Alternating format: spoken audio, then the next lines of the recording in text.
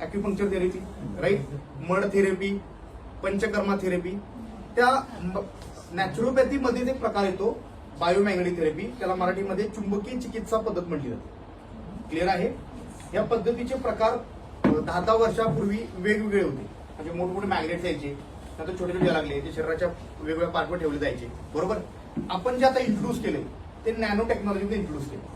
पण या थेरपीची गरज का पडली आणि हे वापरणं का गरजेचं आहे हे पहिलं मी तुम्हाला थोडं क्लिअर करेन 5 मिनिटांमध्ये. तर आपल्या सगळ्यांना माहिती आहे आपलं ह्युमन काय म्हणता येईल एक जीवसृष्टी बनते ती पंचमहाभूतापासून बनते. बरोबर आहे? त्यामध्ये काय काय येतं? जल, अग्नी, वायू, पृथ्वी आणि आकाश. ह्याला जर रेग्युलर लँग्वेजमध्ये म्हणायचं झालं तर आपलं जेवण, अन्न, पाणी, हवा, सूर्यप्रकाश आणि जमिनीची चुंबकीय ऊर्जा अशा 5 गोष्टींमध्ये त्याला काउंट केलं जातं. आता या 5 गोष्टी जर बॅलन्सिंग मध्ये असतील तर आपलं हेल्थ ओके असतं आणि 5 गोष्टी बॅलन्स बिघडला तर हेल्थ प्रॉब्लेम व्हायला चालू होतो. आपल्याला आत्ताच्या कंडिशनला आपले हे जे पंचमहाभूत आहेत किंवा जो 5 गोष्टींचा बॅलन्स आहे तो योग्य आहे का नाही? नाहीये. बरोबर. आज आपण बघतोय फूड पॉल्युटेड आहे, एअर पॉल्युटेड आहे, वॉटर पॉल्युटेड आहे. आता सूर्यप्रकाश पाहिजे आपल्याला, पण तो कधीचा पाहिजे असं म्हटलं जातं. शास्त्र असं म्हणतं की ते पहाटे 4 ते 6चा पाहिजे. क्लिअर आहे?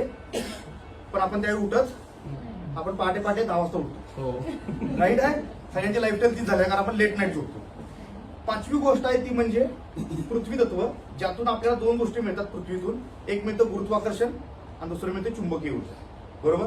म्हणून तुमच्या लक्षात येईल लॉजिकली, कारण पूर्ण ब्रह्मांडामध्ये बरीच सारी ग्रह आहेत पण पृथ्वी असा एकमात्र ग्रह आहे की ज्याच्यावरती जीवसृष्टी आहे. मान्य आहे सगळ्यांना? बाहेर सुद्धा जंतू पण सापडलेला नाहीये. का नाही सापडला? कारण त्या ठिकाणी असं पोषक वातावरणच नाहीये की तो जीव जगू शकतो. बरोबर आहे ना? मग आता ह्या गोष्टीसाठी ह्याला काय म्हणता येईल, आता जी जीवसृष्टी जगते म्हणजे कुणी घ्या, मनुष्य घ्या, जनावर असू द्या, पशुपक्षी असू द्यात, कुणी असू दे. बरोबर. मग गुरुत्वाकर्षणाचा फायदा सगळ्यांना माहिती आहे, पण चुंबकीय ऊर्जेचा फायदा माहिती आहे का? आता चुंबकीय ऊर्जा ही गोष्ट अशी आहे जशी ऑक्सिजन आहे पण दिसत नाही, पण त्याला मेजर करण्याचे काही यंत्र आहेत, काही गोष्टी आहेत. राईट. ते तुम्ही जर एकदम डिटेलिंग मध्ये गेला टेक्निकल मध्ये तर तुम्ही त्याही गोष्टी जाणू शकता की इथं आता ह्या कंडिशनला किती मॅग्नेटिक ऊर्जा आहे. बरोबर.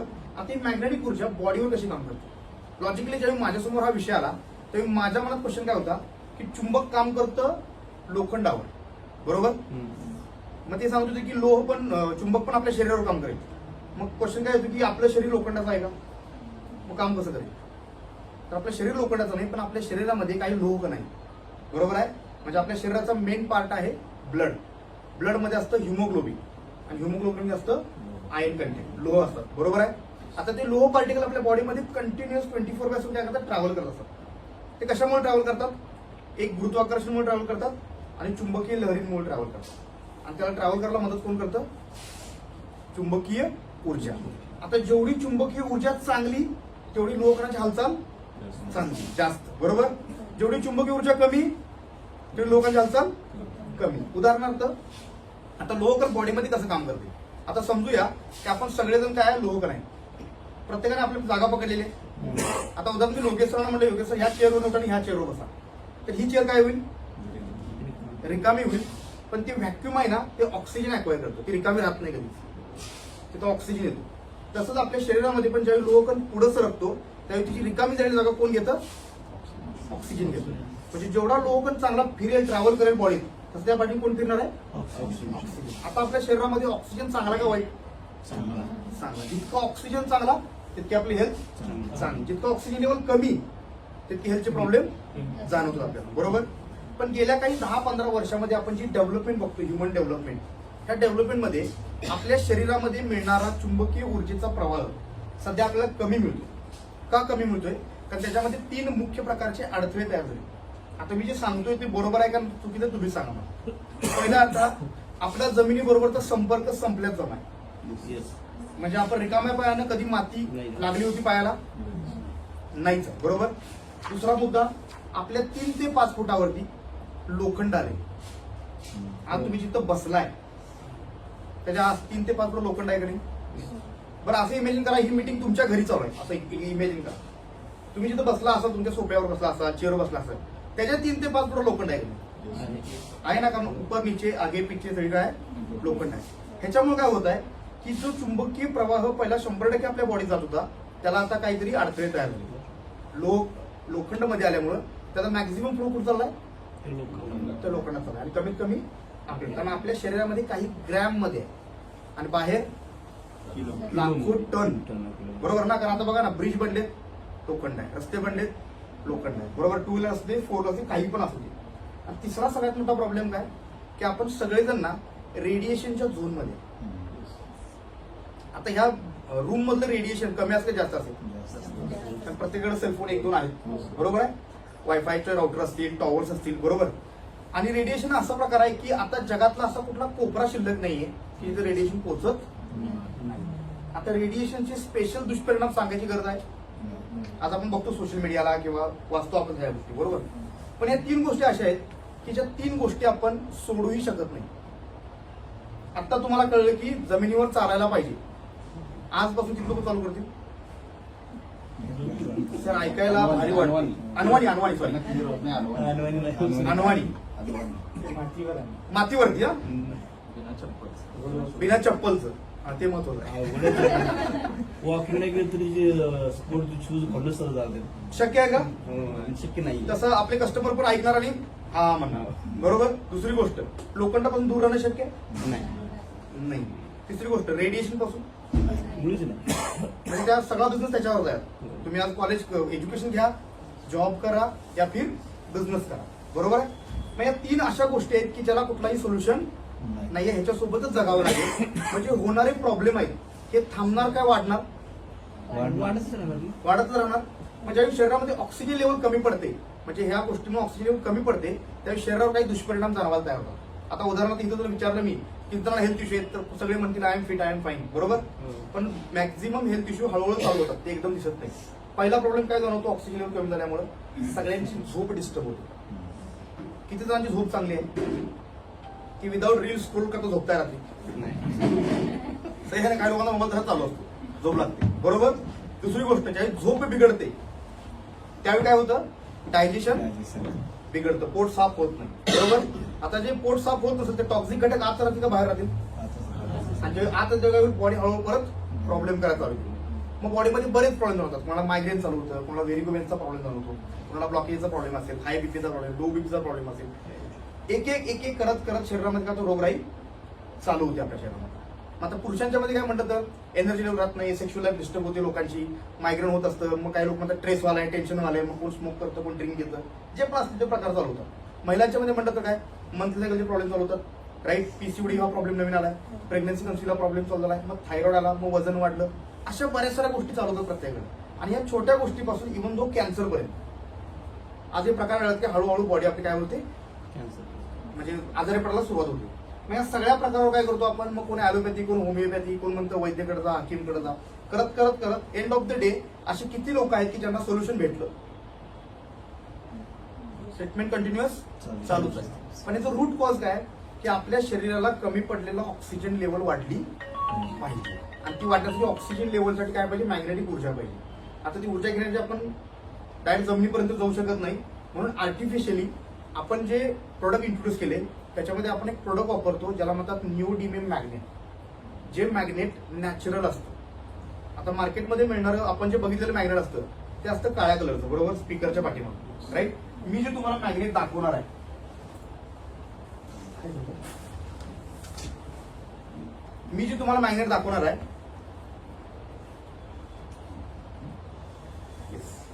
हे मॅग्नेट वापरले प्रत्येकाला बघायला मिळेल नंतर ना. ते एक प्रकारचा सेल आहे, बरोबर. आता त्याला फोडलं एक प्रकारची माती आहे जी चुंबकीय आहे, राईट. आता हे मेनली कुठे मिळतं तर हे अमेरिका, चायना, जपान आणि साऊथ कोरियामध्ये ही साठे आहेत. जसं आपण मायनिंग करून कोळसा वगैरे काढतो तसे काढलं जातं, प्रोसेस आणि प्युरिफिकेशन करून त्याला वापरलं जातं. आता दोन्ही गोष्टीचा फरक किती, आता समजा तुम्ही जर रेग्युलर काळ्या कलरचं मॅग्नेट वापरलं आणि ह्याच्यामध्ये फरक आहे तर हे नॅचरल आहे आणि काळं मॅग्नेट आहे ते आर्टिफिशियल आहे. म्हणजे लोखंडावर करंट देऊन त्याला मॅग्नेटमध्ये रूपांतर केलं जातं इंडस्ट्रियल एरियामध्ये, बरोबर. दोन्ही मधला फरक आहे, तुम्ही इतकं मोठं काळं मॅग्नेट घेतलं तर त्याची पॉवर 800 ते 1000 गाऊस पॉवर राहते, त्याला गाऊस पॉवर मध्ये मोजतात. मी हे टोटल 4 मॅग्नेट आहेत, त्या 4 पैकी एक मॅग्नेट जरी तुम्हाला दाखवलं तर एका मॅग्नेटची ताकद ॲव्हरेज 2500 ते 3000 गॉस पावडर. हे 10.1 mm चा आहे. ताकद कळाली? 12.2 सॉरी 12.2 चा आहे. क्लिअर आहे? तुमच्याकडे 12.2 mm मध्ये म्हणजे इतक्या मोठ्या मॅग्नेटच्या तिप्पट एनर्जी आहे, कारण हे नॅचरल आहे. दुसरी गोष्ट, ह्याचं मिनिमम लाईफ राहते हे 20 इयर्स होतं. 20 वर्षाला काहीही होत नाही. आणि तिसरी सगळ्यात भारी गोष्ट काय, ह्याला कुठला मेंटेनन्स कॉस्ट नाही. जसं आपण मोबाईल घेतला ना, मेंटेनन्स आहे ना, रिचार्ज करायला पाहिजे, चार्ज लावायला पाहिजे, जी पण कुठली गोष्ट असेल ह्याला काहीच नाही. हे काम करतो. मग हे काम कसं करेल? उदाहरण समजा हे मॅग्नेट आहे आणि हे माझ्या शरीराच्या संपर्कात आलं, तर इथली चुंबकीय ऊर्जा वाढणार का कमी होणार? सिंपल वाढणार. चुंबकीय ऊर्जा वाढली तर आतला आयनचा फ्लो वाढणार. म्हणजे ह्याला म्हणलं जातं रक्तप्रवाह इम्प्रूव्ह झाला, सुरळीत झाला. क्लिअर आहे? आता ज्यावेळी सुरळीत झाला तेव्हा ऑक्सिजन लेवल ऑटोमॅटिक वाढून जाईल. इतकं सगळं सांगण्यापाठी मग तात्पर्य काय होतं, एकाच लाईन मध्ये आपलं प्रोडक्ट आपल्या शरीरातला डिस्टर्ब झालेला रक्तप्रवाह सुरळीत करतं आणि ऑक्सिजन लेवल वाढवतं. म्हणजे ऑक्सिजन लेवल वाढतो. एकदम कमी प्रमाणात असणारे आजार, मोठ्या लेवलचे असणारे आजार, माहीत असलेले आजार, माहीत नसलेले आजार, त्या सगळ्यावरती काम करणार आहे. क्लिअर होत आहे का? आज जी डायग्नोज झाले त्याच्यावरती आपण ट्रीट करायला हवी, ट्रीटमेंट घ्यायला हवी. पण काही गोष्टी डायग्नोज झाल्याच नाही अजून, ते माहितच नाही आपल्या बॉडीमध्ये ते काही ना काही डेव्हलप व्हायला लागले, त्याच्यावरही काम करते आपण. बरोबर आहे? मग याचा पहिला फरक काय पडतो, तर आपण ह्याचे असे काही प्रोडक्ट तयार केले ज्याला आम्ही लाईफस्टाईल प्रोडक्ट म्हणून प्रमोट करतो, जे प्रत्येक घरामध्ये असलंच पाहिजे. जसं उदाहरणार्थ आपल्या घरामध्ये सोफा आहे प्रत्येकाच्या घरी. जर तो सोफा नसेल तर काय होईल? आयुष्य आपला अंधारात होईल. पण असावं. बरोबर आहे? एक लाईफस्टाईल प्रोडक्ट आहे. तसं हे प्रोडक्ट आपल्या घरात असावं, म्हणजे असावं. उद्या होणाऱ्या प्रॉब्लेमसाठी घेणारं सोल्युशन. बरोबर आहे? आज आपण कोविड नंतर बरेच हेल्थ अवेअर झाले.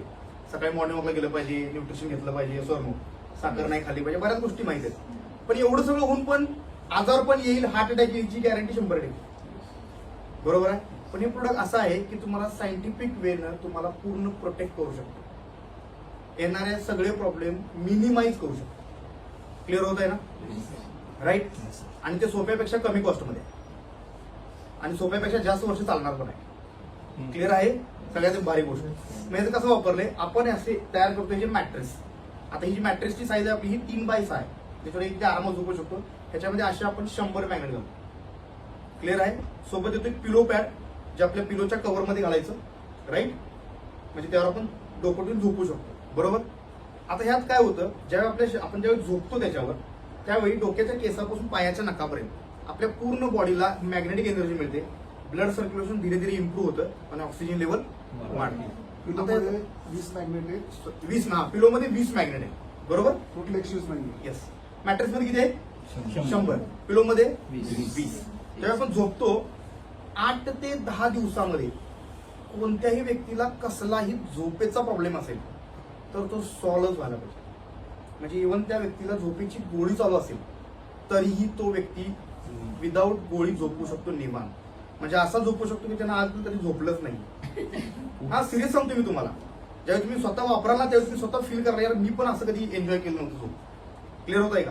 दुसरी गोष्ट म्हणजे तुम्हाला काही बॉडी पेन असेल, जॉईंट पेनचे प्रॉब्लेम असतील, 45 दिवसामध्ये जवळजवळ 80 ते 90% फरक दिसतो. आम्ही सायटिकाचे पण रिझल्ट घेतले. सायटिका हा आजार तुम्हाला माहित असेल, बॉडी पेन तर व्हायला लागला ना, तो व्यक्ती स्वस्थ झोपू शकत नाही व्यवस्थित. मी एका बेळगावच्या कस्टमरला दिलं होतं. त्या व्यक्तीने 10 वर्षापासून तो कधी पाठीवरती झोपला नव्हता. तो असा वन साइडेड किंवा असा पालता झोपायचा. का? तर पाठीवरती 10 मिनिटं जरी झोपला ना तर त्याला इथून अशी वन साइडेड कळे यायची. त्या व्यक्तीनं बरेच ट्रीटमेंट केले, लाखो रुपये खर्च केले. ज्यावेळी थेरपी त्यांच्यासमोर मांडली त्यावेळी व्यक्ती हसायला लागला की मी काय काय केलंय सर, आणि हे तुम्ही काय सांगताय झोपून ठीक होईल. म्हटलं सर घ्या. थोडा एज्युकेटेड होता, तो टेक्निकल गोष्टी सांगितल्या, समजावून घेतलं. 45 डेजचा रिझल्ट असा आहे, तो म्हणतो आता मला त्रास होता हे आठवत पण नाही. किती दिवसामध्ये? मी डे वाईज सांगतो, डे वाईज. कालचा लेटेस्ट रिझल्ट सरांनी मे बी तुम्हाला शेअर केला असेल. पॅरालाइज पेशंट जे झोपून होता एक 8-9 वर्षापासून, तो आता चालायला लागलाय. 15 दिवसाचा रिझल्ट आहे. किती? 15. हा. आणि जर ह्या प्रोडक्ट सोबत आपण जर सप्लिमेंट दिले, अमृत दिलं, सेबक्थॉन दिलं, तर रिझल्ट आणखीन इम्प्रुव्हमेंट होऊ शकतो. च्यवनप्राश दिलं तर आणखीन रिझल्ट वाढू शकतात. सोबत आपण त्यासोबत देतो एक वॉटर पॅड, पाण्याचा बेल्ट असतो. तो आपल्या रेग्युलर बॉटलला लावायचा आणि ते पाणी कन्झ्युम करायचं. रेग्युलर बॉटल वापरतो ना आपण, त्यावर लावायची. त्याच्यामुळे काय होतं तर त्या प्रोसेसला म्हणतात मायक्रो क्लस्टरिंग. आता मायक्रो क्लस्टरिंग म्हणजे काय, पूर्वीचं जे पाणी होतं ते वाहतं पाणी होतं, आताचं पाणी साठवलेलं पाणी आहे. बरोबर आहे ना. जेव्हा पाणी वाहत असताना ते हलकं असतं, साठवलेलं पाणी जड होतं, त्याचे मॉलिक्युल एकत्र होतं, त्याचा पॉईंट मोठा होतो. बरोबर. आणि ते बॉडी इंटेक होत नाही. इंटेक होत नाही म्हणजे काय, पूर्वी बघा ना, जे आपल्या घरी जर कोण पाहुणे आले तर आपण त्यांना तांब्या भरून पाणी द्यायचो. आता ते बी आपण ऑप्शन देतो, तुम्हीच घ्या. एकच घोट पितो आपण, फॉर्मॅलिटी एक घोट पितो आणि ठेवतो आपण. होतं ऍब्झॉर्ब होत नाही, ऍब्झॉर्ब जाड असल्यामुळे. का त्यावेळी जो मॉलिक्युल मोठा होतो आणि बॉडी ऍब्झॉर्ब होत नाही, एक घोट मध्ये आपली ताण पूर्ण होते. आता शरीरामध्ये पाणी चांगलं का वाईट? चांगलं. जेवढं शरीरात पाणी आत जाईल तेवढं शरीरातून ते बाहेर पडतं, लघवी वाटे आणि घामा वाटे. म्हणजे याला नॅचरल डिटॉक्सिफिकेशन प्रोसेस म्हणतात. बरोबर. मग त्या व्यक्तीला कधीही स्किनचे प्रॉब्लेम, ब्लड इश्यू कधी येणार नाही, किंवा बॉडी आपण म्हणतो ना, आपण म्हातारा झालं नाही, आपण काय म्हणतो, आपण डिहायड्रेट झालो. बॉडीमध्ये पाण्याचं प्रमाण चांगलं असतं तर आपली स्किन पण काय राहते, चांगली राहते, सुरकुऱ्या पडत नाही त्या. बरोबर. हे प्रोडक्ट काय करतं, त्या पाण्याला मायक्रो क्लस्टर करून हलकं करतं पाण्याला, आणि पाणी जेव्हा हलकं होतं तेव्हा पाण्याचा इंटेक पण चांगला वाढतो. आता पाण्याचा इंटेक वाढला तर आउटपुट पण वाढणार आहे. फक्त वॉटर पॅडनं बऱ्याच लोकांचे व्हेरिगोवेन्स, कॉन्स्टिपेशनचे प्रॉब्लेम, गॅसेसचे प्रॉब्लेम पण सॉल्व्ह झाले फक्त पाण्यामुळे. एवढं मिरॅकल्स प्रोडक्ट आहे आपल्याला. सोबत आपल्याला असं एक इमिटेशन ब्रेसलेट मिळतं ज्याच्यामध्ये ही मॅग्नेट आहे. सोबत एक बेल्ट मिळतो, लेदर बेल्ट मिळतो, जो लेदर बेल्ट आपण डोक्याला लावू शकतो, पायाला लावू शकतो, हाताला लावू शकतो. तिथं काही आपल्याला दुखतं, आता ज्याही व्यक्तीला समजा डोकी दुखे तर नॉर्मली व्यक्ती काय करणार, डोके दुखायला टॅबलेट घेणार. बरोबर ना. आपण समजतो मेडिकलला कुठली द्यायची, राईट. पण तो टॅबलेट न घेता ठीक झालं तर डोकं दुखी. आपला जो बेल्ट आहे तो जर डोक्याला लावला तर 30 मिनिटांमध्ये डोकेदुखी पूर्ण बंद होते. ते तुम्हाला पटणार नाही. जेव्हा तुम्ही लावाल ते फील कराल की ऑटोमॅटिक तुमच्या बॉडीमध्ये कुठं लचकला असू दे, मुरगळलेला असू दे, दुखतंय भरपूर दिवस झालं, सूज आली आहे, लावून ठेवा फक्त. असे रिझल्ट घेतात. आम्ही जे पाणी आपलं मॅग्नेटिक वॉटर त्याच्यानंतर तोंड धुतलं तर डोळ्याचे प्रॉब्लेम म्हणजे चष्म्याचा नंबर पण कमी आलेले रिझल्ट आहे. म्हणजे असे काही रिझल्ट की जे आम्हाला शॉक पडले की असे रिझल्ट पण येऊ शकतात. म्हणजे एक प्रोडक्ट असं की जे ओव्हरऑल प्रॉब्लेम काय करू शकतं, सोल्युशन देऊ शकतं आपल्याला. बरोबर. हे प्रोडक्ट होते काही लोकांनी वापरायचं नाही. एक, ज्यांना इन्सुलिन पंप बसवलेला आहे, इलेक्ट्रॉनिक इन्सुलिन पंप, त्यांनी वापरायचं नाही. पंप बसवला इलेक्ट्रॉनिक इन्सुलिन पंप. दुसरी गोष्ट, हृदयामध्ये ज्यांनी पेस मेकर बसवलाय त्यांनी वापरायचं नाही, कारण या दोन्ही मशिनरीमध्ये ऑलरेडी मॅग्नेट्स आहेत. सो या मॅग्नेटिक एनर्जीमुळे त्याचं काही सेटिंग बदलू शकतो, इतकाच प्रॉब्लेम. तिसरी गोष्ट, प्रेग्नंट लेडीला द्यायचं नाही, थोडं अस्वस्थ वाटू शकतं म्हणून, राईट. सोबत ज्यांच्या कानामध्ये वगैरे मशीन आहे ते वापरू शकतात, फक्त मशीन काढायचं आणि वापरायचं. क्लिअर आहे. बाकी याला कुठल्या वयाची, कुठल्या आजाराची, कशाचीच अट नाही, बिनधास्त कुणी वापरू शकता. आणि हे वेलनेस प्रोडक्ट म्हणून आपल्याला ऑलरेडी कव्हरवरती आणि गादीवरती सगळं मेन्शन आहे त्यामध्ये, राईट. आणि हे आपल्याला वेलनेस प्रोडक्ट म्हणून विकायचं आहे. आजारी व्यक्तीला शोधायचं नाहीये, तुम्ही आजारी पडू नये म्हणून विकायचं. क्लिअर आहे का. कारण हार्ट अटॅकचे प्रमाण वाढले. बरोबर. जर तुम्ही वेलनेसवर काम चालू केलं आपण तर वेलनेसवर सेल भरपूर येतो. आमच्याकडे असे कस्टमर्स आहेत की ज्यांच्या घरी एक व्यक्ती आहे म्हणून त्याने एक घेतलं पण त्याचे रिझल्ट इतके सुंदर आलेत की त्या घरामध्ये जितके लोक आहेत तितके मॅग्नेटिक प्रोडक्ट आहेत. 4 लोक आहेत तर 4 प्रोडक्ट असू शकतात, 3 आहेत तर 3, 7 आहेत तर 7. टोटल फॅमिली मॅग्नेटिक प्रोडक्टचा युजर होऊ शकते लॉंग टर्म मध्ये. क्लिअर होत आहे, राईट. बाकी आणखीन काय सांगायचं.